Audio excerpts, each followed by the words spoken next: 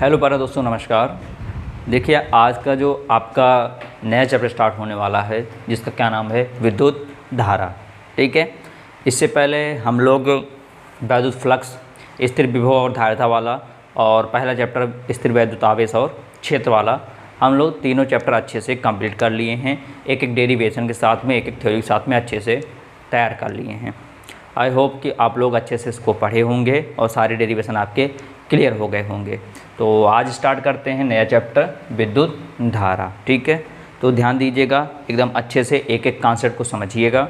कहीं पर भी समस्याएं नहीं आएंगी, परंतु आप पूरा वीडियो शुरू से लेकर अंत तक देखेंगे तो किसी भी प्रकार की समस्याएं नहीं आएंगी। ठीक है, देखो विद्युत धारा होता क्या है, हम लोग पिछली कक्षा में पढ़ भी चुके हैं क्लास 10th में। तो यहाँ पर थोड़ा इसका बड़ा रूप होता है, बड़ा रूप देखने को मिलता है। तो विद्युत धारा का साफ साफ जो मीनिंग होती है वो किससे संबंधित होता है, आवेशों के प्रवाह से।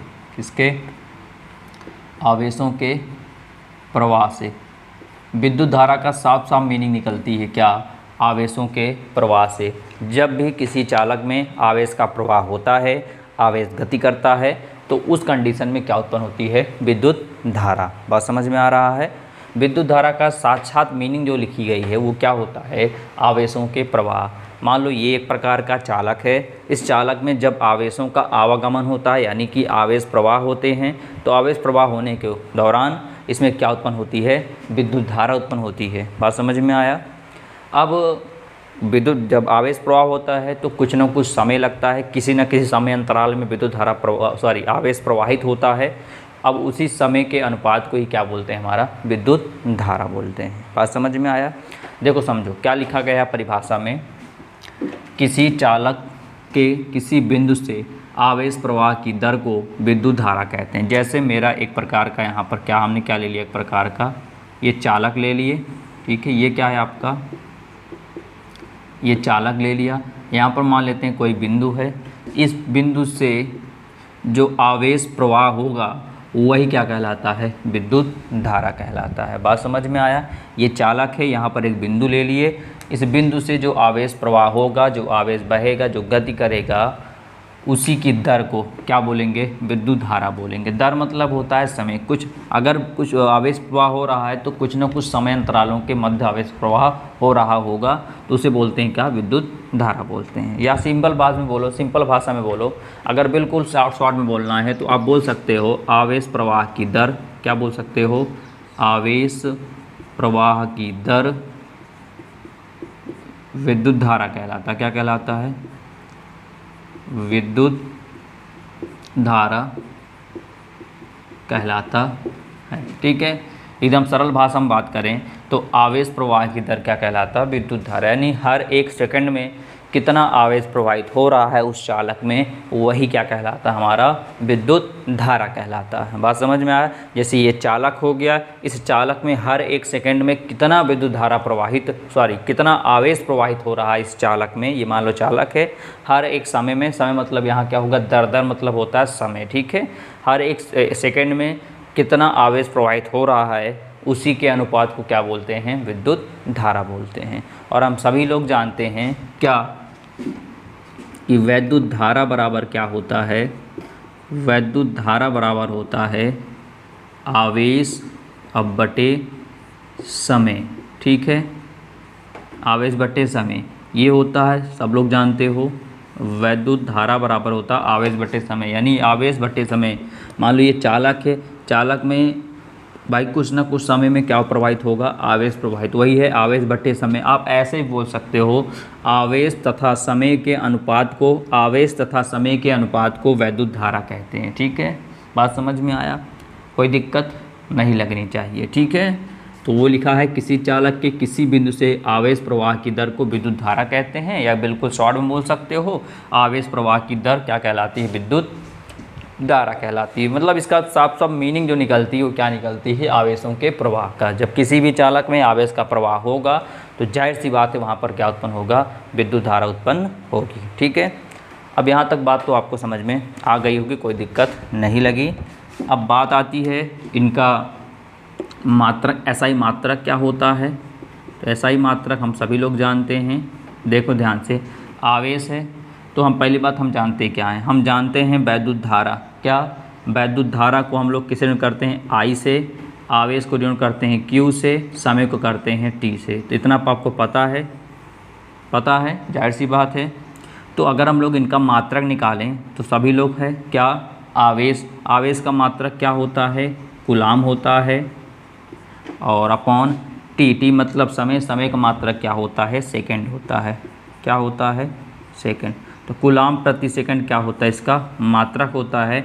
और इसी कूलाम प्रति सेकंड को एक नाम और देते हैं जिसका नाम क्या होता है, एम्पियर। क्या होता है, एम्पियर। इसी सेकंड को हम लोग सेकंड, कूलाम प्रति सेकंड को नाम क्या नाम देते हैं, एम्पियर। और एम्पियर को हम लोग कैपिटल ए से क्या करते हैं, डिनोट करते हैं। बात समझ में आया। तो यहाँ पर वैद्युत धारा का मात्रक आप अधिकतर क्या देखोगे, आप एम्पियर देखो, क्या देखोगे, एम्पियर देखोगे। क्यों, क्योंकि ये हमारा क्या होता है, एसआई मात्रक होता है। ठीक है, बात समझ में आया। और कहीं कहीं इसको देखोगे, बात वही हुई। अब यहाँ पर सब बातें आपको क्लियर समझ में आ गई कि वैद्युत धारा होता क्या है। वैद्युत धारा क्या होता है, आवेश प्रवाह की दर को विद्युत धारा कहते हैं। विद्युत धारा बराबर क्या होता है, Q upon T. Q upon T होता है, एक सूत्र लग होता है। बात समझ में आया। आई बराबर की आवेश को Q से डिनोट करते हैं, समय को T से करते हैं। आई बराबर Q अपॉन टी। तो हम लोग देखो एक एक पॉइंट सीखेंगे, इसमें होता क्या है पूरा पॉइंट सीखेंगे, परंतु यही सिस्टम आपको बार बार बता रहे हैं कि आप पूरा वीडियो अवश्य देखिएगा। अब हम सभी लोग जानते हैं Q का मान क्या होता है, N इंटू ई होता है, पढ़े हुए हैं पिछली कक्षा में। Q बराबर N ई होता है। तो I बराबर Q का स्थान पे क्या रख देंगे, NE अपॉन टी हो जाएगा। तो एक फार्मूला ये बनेगा। यहाँ तक बात समझ में आया। अब होता क्या है कि यहाँ पर देखो एम्पियर दिख रहा होगा। अब कभी कभी एग्ज़ाम में क्वेश्चन आ जाता है कि 1 एम्पियर किसे कहते हैं। कभी कभी एग्ज़ाम में क्वेश्चन आता है कि 1 एम्पियर की परिभाषा लिखिए। तो देखिए बहुत आसान है, कुछ नहीं करना है। हम लोग जानते क्या हैं, लिखा क्या है, लिखा I बराबर लिखा है कूलाम प्रति सेकंड। ठीक है, अगर हम लोग यहाँ पर 1 कूलाम रख दें और यहाँ पर 1 सेकंड रख दें, तो यहाँ पर जो आपको मान प्राप्त होगा, I का मान प्राप्त होगा। जो यहाँ पर I चल रहा है, I का मान कितना प्राप्त होगा आपको प्राप्त होगा कितना, 1 रखने पर कितना प्राप्त होगा। यहाँ से 1 कूलाम यहाँ पर कितना रख दें, 1 रख दें और यहाँ पर 1 रख दें। ठीक है, ये देखो ऐसे यहाँ पर आवेश का जो मान है वो 1 कूलाम रख दें और समय का मान 1 सेकेंड रख दें, तो आपको प्राप्त होगा क्या प्राप्त होगा, आपको 1 एम्पियर प्राप्त होगा। बात समझ में आया। तो क्या समझे, यहाँ से समझे ये कि देखो मानते ही एक प्रकार का चालक है। ठीक है, क्या है, चालक। इस चालक में सुनो ध्यान से, यदि किसी चालक में, देखो यहाँ पर क्या था, 1 सेकंड था, तो लिखेंगे यदि किसी चालक में 1 सेकंड में यहाँ पर क्या था, 1 कूलाम था। तो यदि किसी चालक में 1 सेकंड में 1 कूलाम आवेश प्रवाहित हो रहा हो, 1 कूलाम आवेश प्रवाहित करें लिख लो, प्रवाहित करें, तो क्या कहलाएगा, 1 एम्पियर कहलाएगा। क्या कहलाएगा, 1 एम्पियर कहलाता है। बात समझ में आया। तो हम लोग कहाँ से परिभाषा बनाए, परिभाषा यहीं से बनाए, ये जो लिखा है इनका मात्रक कूलाम प्रति सेकंड। तो यदि किसी चालक में 1 सेकंड में 1 कूलाम आवेश को प्रवाहित किया जाए तो कहलाएगा हमारा 1 एम्पियर कहलाएगा। बात समझ में आया। या कहीं कहीं ऐसा भी लिखा रहता है किताबों में कि प्रति एकांक समय में, ये देखो इसका मतलब क्या होता है, जो ऐसे लिखा रहता है, देखो इस तरह, जैसे यहाँ पर लिखा है कूलाम, यहाँ लिखा है क्या, सेकंड लिखा, इसको ये जो लिखा अपॉन इसको बोलते हैं प्रति, ये क्या लिखा है सेकंड, तो इसको बोलेंगे प्रति सेकंड। तो ऐसा भी बोल सकते हो, प्रति सेकंड में यदि 1 कूलाम आवेश को प्रवाहित किया जाए, प्रति सेकंड में यदि प्रति सेकंड बोलो, यह एक नाम और होता है एकांक समय में। क्या बोलते हैं, एकांक मतलब 1 होता है। ठीक, क्या होता है, 1 यानी 1 सेकंड में जो ये लिखा गया है, इसको बोल सकते हो यदि किसी चालक में एकांक समय में 1 कूलाम आवेश को प्रवाहित करें तो वो 1 एम्पियर कहलाता है। बात समझ में आ गया। कोई दिक्कत आपको नहीं लगी। कहीं पर प्रॉब्लम आती वीडियो को बैक करके एक बार फिर देख लेंगे, आपको आवाज़ समझ में आ जाएगा। तो चलो यहाँ तक बातें समझ में आ गई, कहीं पर भी समस्या नहीं आई। तो हमने क्या क्या जाना, किसी चालक के किसी बिंदु से आवेश प्रवाह की दर को विद्युत धारा कहते हैं, या दूसरी भाषा में आवेश प्रवाह की दर विद्युत धारा कहलाती है। अब विद्युत धारा बराबर होता है आवेश बटे समय होता है। मात्रक जाना क्या होता है, कूलाम, आवेश को कूलाम से डिनोट करते हैं, समय को आवेश कूलाम बटे सेकंड।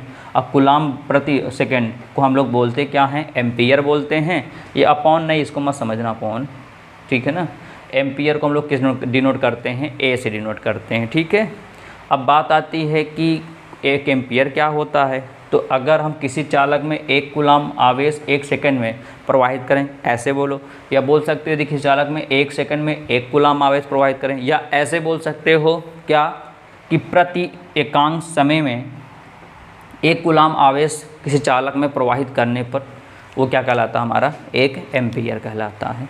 यहाँ तक बात समझ में आ गई, कोई दिक्कत नहीं आई होगी, ठीक है।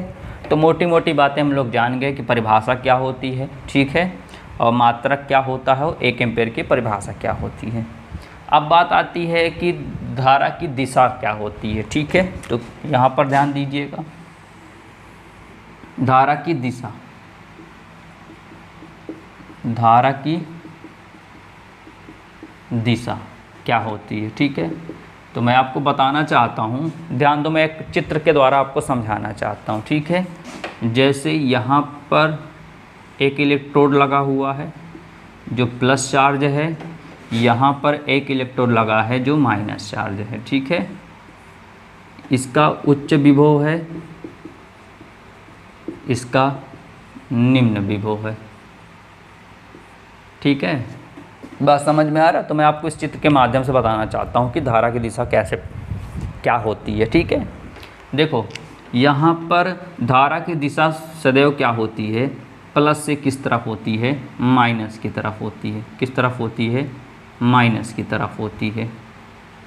किस तरफ होती है, माइनस की तरफ होती है। ऐसा क्यों होता है, क्योंकि जिस तरफ विभव ज़्यादा होता है और जिस तरह विभव कम होता है, तो विद्युत धारा उधर मतलब इसमें आवेश का प्रवाह किस तरफ होता है। देखो मैं यहाँ पर लिख देता हूँ, आवेश का प्रवाह, आवेश का प्रवाह पहले चैप्टर में आपको बताया गया होगा। आवेश का प्रवाह किसमें से किसमें होता है, उच्च विभव से निम्न विभव के। जिसमें विभव मान कम होता है उसमें आवेश का प्रवाह होता है, और तब तक होता रहता है जब तक समान रूप से आवेश दोनों में हो ना जाए। बात समझ में आया। तो यहाँ पर देखो धारा की जो दिशा होती है वो सदैव प्लस से कहाँ पे होती है, माइनस की ओर, यानी बैटरी के धन टर्मिनल के ऋण टर्मिनल की ओर होती है। बात समझ में आया। ऐसे यहाँ पर 2 इलेक्ट्रोड आपको दिख रहा होगा, एक तो प्लस दिख रहा है, एक तो माइनस दिख रहा है। तो इसमें जो आवेश का प्रवाह यानी जो धारा बह रही है, तो इसमें उच्च विभव से किसकी ओर बहती है, निम्न विभव की ओर बहती है, जिसमें विभव का मान कम होता है। बात समझ में आया। तो यहाँ पर पहला पॉइंट लिख लेते हैं, क्या, धन सिरे से किसके सिरे, धन सिरे से ऋण सिरे की ओर, ऋण सिरे की ओर। तो विद्युत धारा का जो प्रवाह होता है वो धन सिरे से कहाँ होता है, ऋण सिरे की ओर होता है। तो पहला पॉइंट हमने ये जाना, ठीक है। और ये हम पहले चैप्टर में जान चुके हैं कि आवेश का प्रवाह कैसे होता है। आप जानते हो धन से कहाँ होता है, ऋण सिरे की ओर होता है। बात समझ में आया। और यहाँ पर एक बात आती है, ये जो विद्युत धारा होता, मैं लिख रहा हूँ दूसरा पॉइंट, जो यहाँ पर विद्युत धारा होती है, क्या, विद्युत धारा इलेक्ट्रॉन के विपरीत दिशा में, इलेक्ट्रॉन के विपरीत दिशा में होती है, विपरीत दिशा में। इसका क्या मतलब समझे, विद्युत धारा जिस तरफ गति करेगी इलेक्ट्रॉन इसके विपरीत तरफ गति करेगा। इसका मतलब क्या होता है, सुनो ध्यान से। ये 2 इलेक्ट्रोड था, इसका उच्च विभव था, इसका निम्न विभव। तो आवेश का प्रवाह सभी लोग जानते हो कि कहाँ होता है, उच्च से निम्न की ओर होता है। बात समझ में आया। अब होता क्या है, विद्युत धारा प्लस से कहाँ प्रवेश करती है, माइनस में जाती है। तो यहाँ पर सभी लोग जानते हो ये क्या होता है, इलेक्ट्रॉन, क्योंकि आवेश क्या होता है, इलेक्ट्रॉन होता है, इलेक्ट्रॉन होता है। अब बताओ वैद्युत धारा इस तरफ जा रही है, किस तरफ जा रही है, इस तरफ जा रही है विद्युत धारा।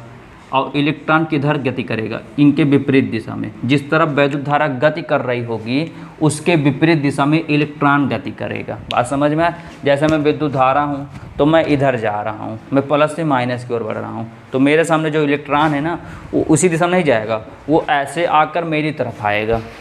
इसका मतलब क्या, इसमें बहुत सारे क्वेश्चन उठते हैं, मन में डाउट उठते हैं, ऐसा क्यों होता है? क्योंकि आप पढ़े भी होंगे, क्या पढ़े होंगे कि विद्युत धारा के विपरीत दिशा में इलेक्ट्रॉन गति करते हैं। तो कभी कभी धारा की दिशा आदमी अलग अलग तरीके से बताता है। एक तो ऐसे बताता है कि जो विद्युत धारा होती है बैटरी के धन सिरे से ऋण सिरे, यानी धन टर्मिनल से ऋण टर्मिनल की ओर होता है। और कुछ लोग क्या बताते हैं कि इलेक्ट्रॉन की विपरीत दिशा में विद्युत धारा होती है, यानी इलेक्ट्रॉन अगर ऐसे आ रहा होगा तो विद्युत धारा ऐसे जाएगी। तो बात आती है ऐसा क्यों होता है? जाहिर सी बात है, इलेक्ट्रॉन जो होता है वो ऋणावेशित होता है। क्या होता है? वो ऋणावेशित होता है, ऋणावेशित होता है। तो ऋणावेशित होता है और ये वाला क्या होता है? प्लस होता है। तो बताओ, आप सभी जानते हो एक माइनस एक प्लस अट्रैक्शन के कारण क्या होता है? उसकी तरफ जाता है। इधर देखो, चित्र अच्छे समझ जाओ। जैसे यहाँ पर देखो ध्यान से, होता क्या है, ये प्लस है और ये माइनस है, तो विद्युत धारा ऐसे जाती है यहाँ से यहाँ पर। बात समझ में आ रहा है?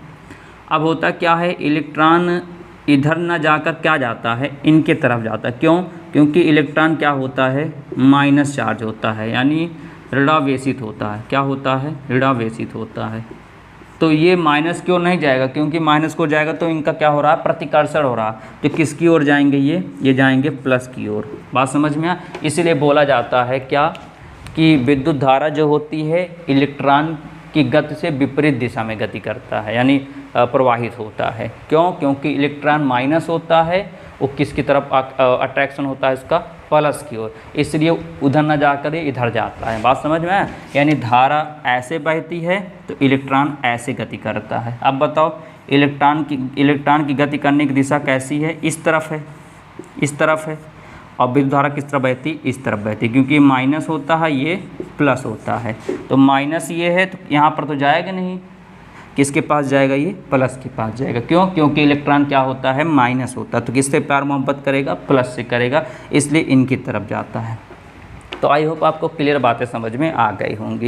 ये छोटा सा कॉन्सेप्ट होता है कि विद्युत धारा जो होती है वो इलेक्ट्रॉन की विपरीत दिशा में प्रवाहित होती है या गति करती है।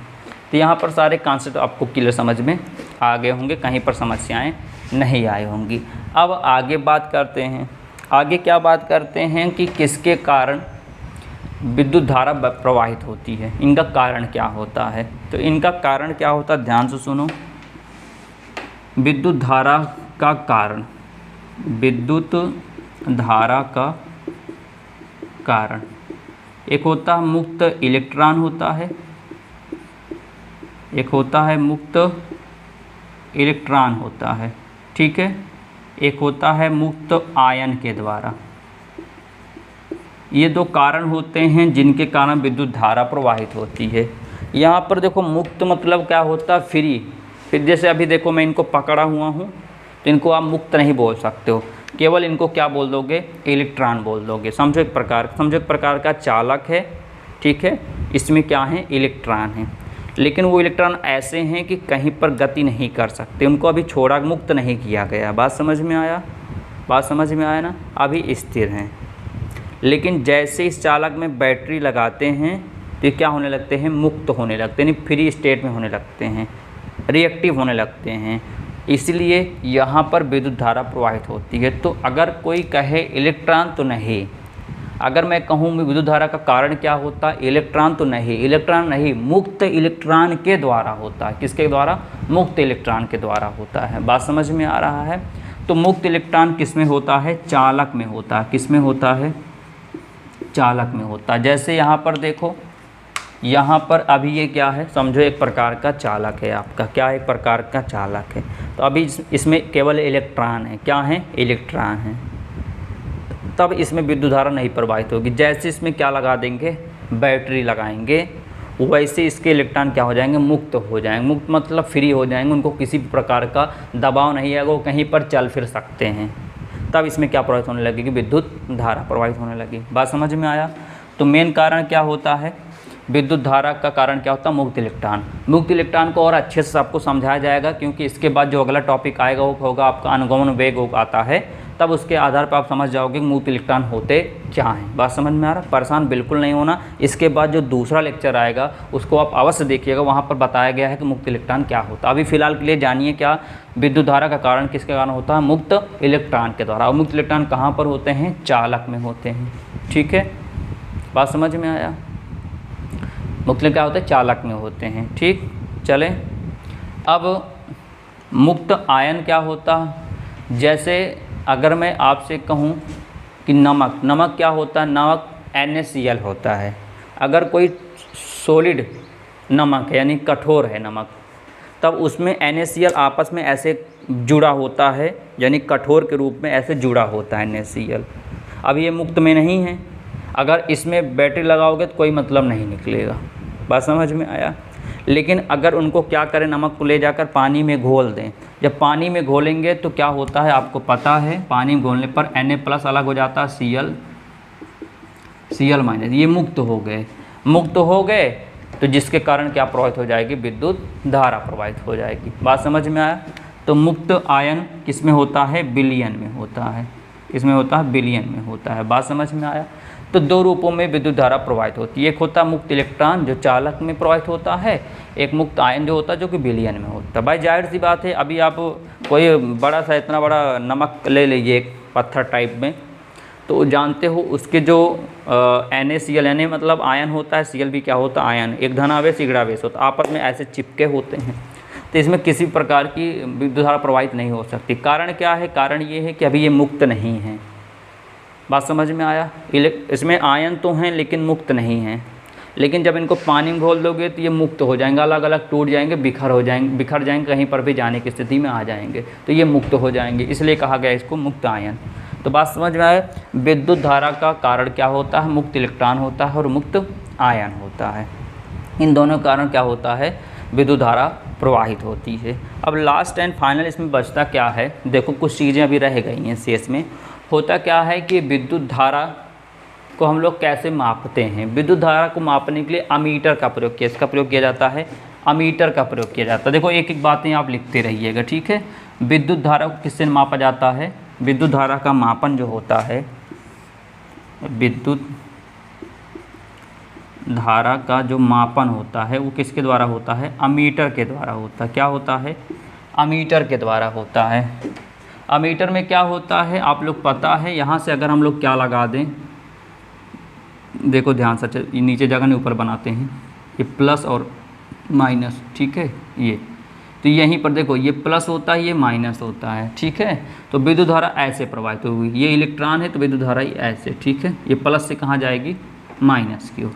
तो होता क्या है कि इस अमीटर का जो प्लस वाला हिस्सा होता है इससे जोड़ देते हैं, यहाँ पर क्या लगा देते हैं? अमीटर लगा देते हैं, ये अमीटर।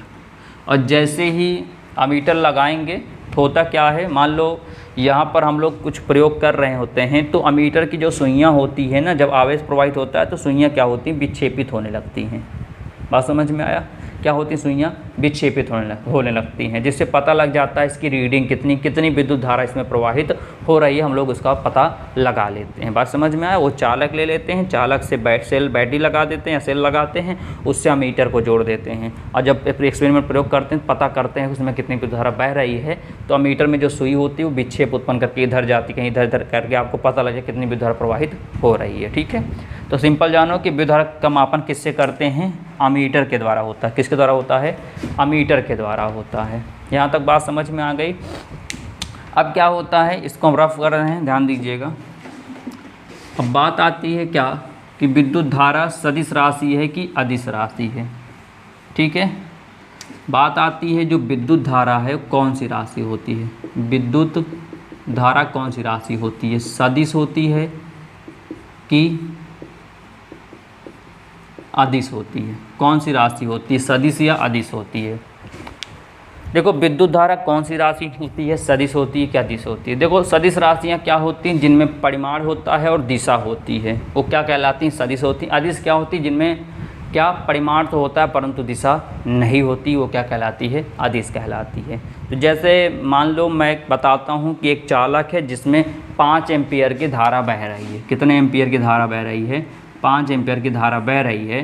तो अब मैं आपसे क्वेश्चन करता हूँ कि धारा जो है वो कितने एम्पियर की बह रही है? 5 एम्पियर की बह रही है। ध्यान समझिएगा, ध्यान समझिएगा, ये होता प्योर कॉन्सेप्ट यही है। ये विद्युत धारा का जो कारण होता कैसे बहती है, और अगला ये देखो ये वाला कि विद्युत धारा कौन सी राशि होती है, सदिश या अदिश। देखो रटना है तो रट लो, रटना है तभी बता देंगे क्या होता है, एक झटके में रट लोगे। लेकिन उसका जो प्योर कॉन्सेप्ट होता है वो जब एक बार समझ जाओगे तो हमेशा के लिए आपके माइंड में सेव हो जाएगा। ठीक है, देखो क्वेश्चन क्या है मेरा कि एक चालक है जिसमें धारा कितनी बह रही? 5 एम्पियर की। अब मेरा क्वेश्चन ये है कि कौन सी राशि है ये, सदिश राशि है कि अदिश राशि है? बोलो कौन सी राशि है यहाँ पर, सदिश एक अदिश? आप बताओगे बिल्कुल कि 5 क्या होता है?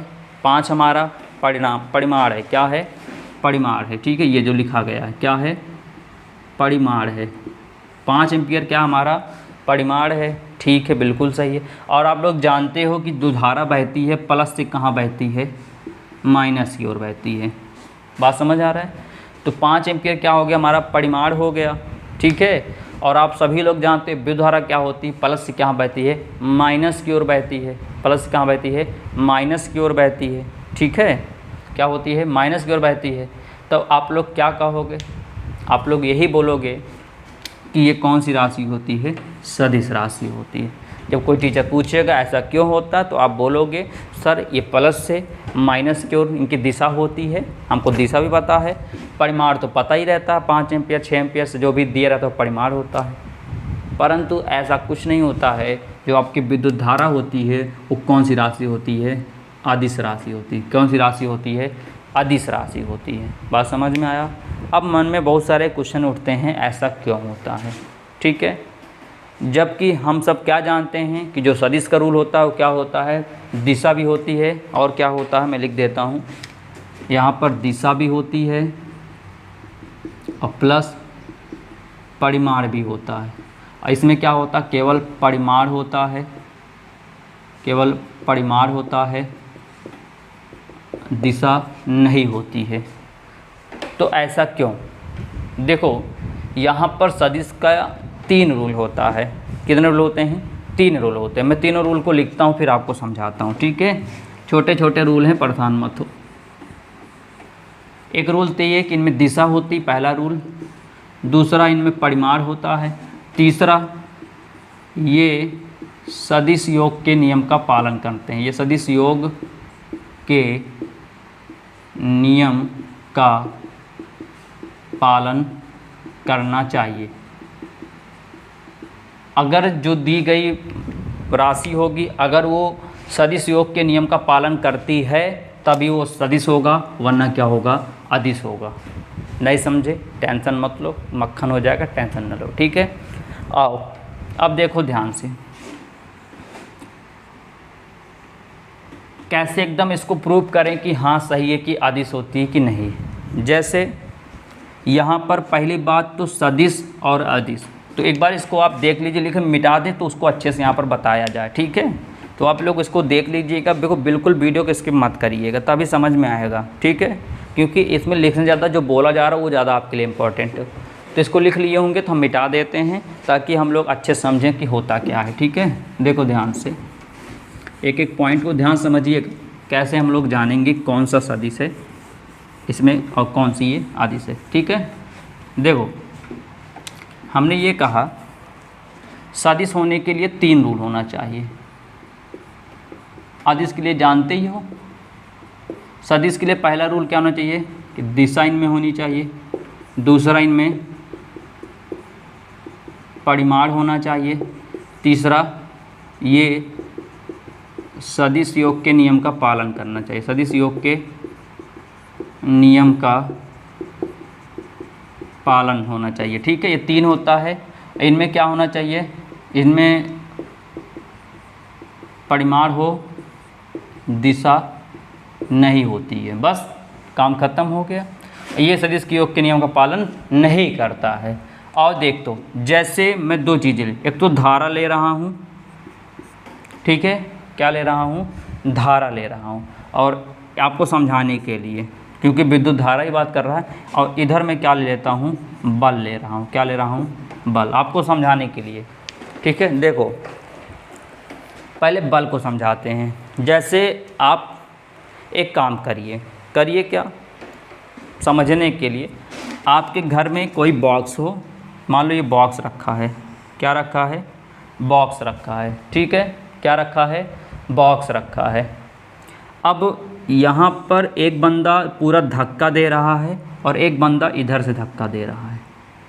जितना मान लो ये 10 न्यूटन का बल ये लगा रहा बंदा, ये भी 10 न्यूटन का बल लगा रहा है। बीच में रखा क्या है, बॉक्स रखा है। अब मान लो ये बंदा भी 10 न्यूटन का बल लगा रहा है इस दिशा में, और ये बंदा भी 10 न्यूटन का बल लगा रहा है इस दिशा में। आपको पता है बल एक प्रकार की कौन सी राशि होती है, सदिश होती है। क्यों सदिश होती है, क्योंकि बल में परिमाण तो दिया ही, देखो 10 न्यूटन परिमाण है, इनकी दिशा भी पता चल, दिशा मतलब देखो मुझे पता है ना मैं किस तरफ बल लगा रहा हूँ, ऐसा तो है नहीं कि मैं कहीं भी बल लगा दे रहा हूँ। और ये जो बंदा है ये भी देखो उसको पता है किस दिशा में बल लगा रहा है, तो दिशा भी तो ज्ञात है। अगर आप ऐसे खड़े हो आके आपको कोई धक्का दे दे, आप जाकर इसे सीधे वाइट बोर्ड पर लड़ जाओ, मतलब टकरा जाओ, तो जाहिर सी बात है आपको पता लगेगा बल कहाँ से लगा, कोई मुझे पीछे से ला के क्या दिया, धक्का दिया। या मैं ऐसे खड़ा हूँ, कोई मुझे पीछे से धक्का दे, मैं कैमरे पर गिर जाऊँ, तो मुझे पता लगेगा पीछे कोई ना कोई मुझे बल लगाया, किस दिशा में लगाया। बात समझ, अगर इधर लगाता तो हम ऐसे गिरते, अगर इधर लगाता तो हम ऐसे गिरते। तो बल क्या है, एक प्रकार की सदिश राशि। क्यों, क्योंकि इनमें दिशा भी होती है, परिमाण भी होता है। तो देखो अब बात आता है ये तीसरा क्या होता है। अब देखो ये 10 न्यूटन का बल लगा रहा है, ये 10 न्यूटन का बल लगा रहा है, दोनों बराबर बल लगा रहे हैं। तो भैया जब दोनों बराबर बल लगाते हैं तो दोनों एक दूसरे क्या कर देते हैं, निरस्त कर देते हैं।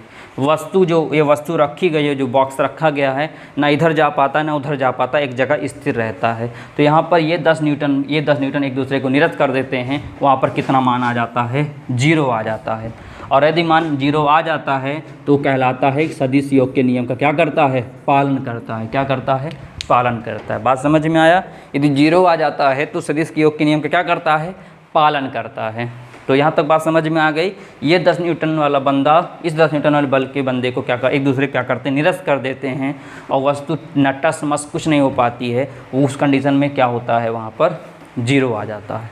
बात समझ, सदिश योग क्या होता है, इनका मान 0 आ जाना चाहिए। बात समझ में आया। अब धारा देखो, धारा आपके घर में वायरिंग हुई होती हैं, आपके घर में क्या हुई रहती हैं, वायरिंग हुई रहती है। वायरिंग क्या होती है, वायरिंग। तो मान लो कैसे वायरिंग होती है, एक तार यहाँ पर ले जाता है ऐसा बंदा जो आता है वायरिंग करने वाला बंदा, यही इसी तार को 2 भाग में कर दिया। अब बात समझना कैसे धारा अदिश राशि है। ये बंदा मान लो यहाँ पर ले गया कितने एम्पियर की धारा, 10 एम्पियर की धारा ले जा रहा है इस तार से। इस तार को 2 भाग में ब्रेक कर दिया, एक इधर एक इधर। यहाँ पर 5 एम्पियर हो गया, इधर भी क्या हो गया, 5 एम्पियर हो गया। ठीक है, यहाँ पर मान लो यहाँ पर एक फ़ैन लगा देता है। क्या लगा देता है, एक फ़ैन लगा देता है। और यहाँ पर क्या लगा देता है, एक फ़ैन लगा देता है। फ़ैन मतलब होता है पंखा ना। अब होता क्या है, बात समझना, यहाँ पर एक तार गया, इस तार को वो बंदा जो आपके घर में वायरिंग कर रहा होगा वो इनको 2 भागों में कर दिया। 10 एम्पियर को 2 भाग का, एक 5 एम्पियर। तो क्या कभी ऐसा होता है कि आप अगर यहाँ से बटन को दबाओ, यहाँ से अगर आप बटन दबाओ, तो क्या कभी ऐसा होता है कि ये पंखा चले और ये ना चले? ऐसा तो होता नहीं, होता है नहीं कि अगर इस बटन दबाओ ये पंखा चले ये ना चले। क्या ये 5 एम्पियर इस 5 एम्पियर को निरस्त कर पा रहा है? नहीं कर पा रहा है ना। क्यों नहीं कर पा रहा है? क्योंकि इस धारा, इस एम्पियर को, सॉरी, ये जो तार जो दिख रहा है इसको 2 भागों में बांट दिया गया है। और आप जाहिर सी बात है आपके घर में भी ऐसा कुछ कनेक्शन होगा जो एक बटन पर 2 बल्ब जल रही होंगी। अगर आप अपने घर में कोई एक बटन आप ऑन करते हो तो आपकी 2 बल्ब जल जाती हैं। तो क्या कभी ऐसा हुआ कि एक बटन दबाए, एक बल्ब जल गई तो एक बल्ब नहीं जलेगी जो जल रही थी? ऐसा तो होता नहीं है। कभी क्या होता है, एक ही बटन से 3 कनेक्शन होता है, पंखा भी जल जाता, लाइट भी जल जाती है, दूसरी लाइट भी जल जाती है, होता है ना। तो यहाँ पर आप देख रहे हो 10 एम्पियर 5 एम्पियर 5 एम्पियर, इसमें परिमाण तो है दिशा भी पता चलता है, प्लस से माइनस की ओर बहती हैं, दिशा भी पता चलता है, ठीक है। लेकिन क्या ये सदिश के योग के नियम पालन करती हैं? नहीं कर पा रही हैं। देख लो कहाँ कर पा रही हैं। जब इसको ऑन कर रहे हैं तो इनको नहीं जलना चाहिए, लेकिन ये भी जल जा रही है, सॉरी ये भी पंखा चल जा रहा है, ये भी पंखा चल जा रहा है, ये पंखा समझो पंखा है, ये भी पंखा चल जा रहा है, ये भी पंखा चल जा रहा है, जिससे इनका मान 0 नहीं आ रहा है। और जब 0 नहीं आता है तो ये सदिश के योग के नियम का पालन क्या हुआ? नहीं कर पाती हैं। अब सदिश के योग के नियम का पालन नहीं करती हैं तो क्या कहलाता है? अदिश राशि होती है। क्या समझे प्योर कॉन्सेप्ट? थोड़ा समय लगा लेकिन आपको समझ में अवश्य आया होगा, ठीक है। जैसे यहाँ पर बल देखा था, ये सदिश के योग के नियम का पालन कर पा रहे थे, इसलिए इनका मान 0, इसलिए क्या हो गई? ये सदिश राशि हो गई। और जो सदिश के योग के नियम पालन नहीं करते हैं वो क्या कहलाती हैं? अदिश राशियाँ कहलाती हैं। देखो छोटा सा था, अभी मैंने बताया, चाहते थे हम आपको बता सकते थे, रट लेते आप किसी अदिश राशि होती है, लेकिन अगर अदिश राशि कैसी होती हैं, कैसे पता चलता ये हम नहीं बता सकते। लेकिन अब आप बता सकते हो सीधी भाषा में, सर ये अदिश राशि होती है। पूछेगा क्यों? कह देना सर ये सदिश के योग के नियम का पालन नहीं करती, इसलिए कौन सी राशि है? अदिश राशि होती है। तो आई होप कि आपको अच्छे से एक एक पार्ट, एक एक कॉन्सेप्ट क्लियर हो गया होगा, किसी प्रकार की प्रॉब्लम नहीं आई होगी। तो ऐसे ही मनोरंजन यानी लाजवाब वीडियो पाने के लिए फिर इसमें चैनल को अभी सब्सक्राइब नहीं किया होगा तो चैनल को तुरंत सब्सक्राइब कर लीजिए और बेल आइकन बटन प्रेस कर दीजिए, ताकि जो भी वीडियो बनाया जाए वो आपके पास सबसे पहले पहुंच सके और वो वीडियो आपसे मिस ना हो पाए, ठीक है। तो कल आगे इसके बाद चर्चा करेंगे, इसके बाद जो टॉपिक रहेगा। लेकिन हाँ, आपसे अभी मैंने कहा स्टार्टिंग में, अनुगमन वेग वाला जो इसके बाद वाला जो लेक्चर है उसको अवश्य देख लीजिएगा, जहाँ पर आपको मुक्त इलेक्ट्रॉन समझ में आ जाएगा होता क्या है। बात समझ में आया कैसे ये मुक्त होते हैं? तो ठीक है, तो आगे चर्चा करेंगे, कल मुलाकात करेंगे आप लोग से। तब तक के लिए नमस्कार।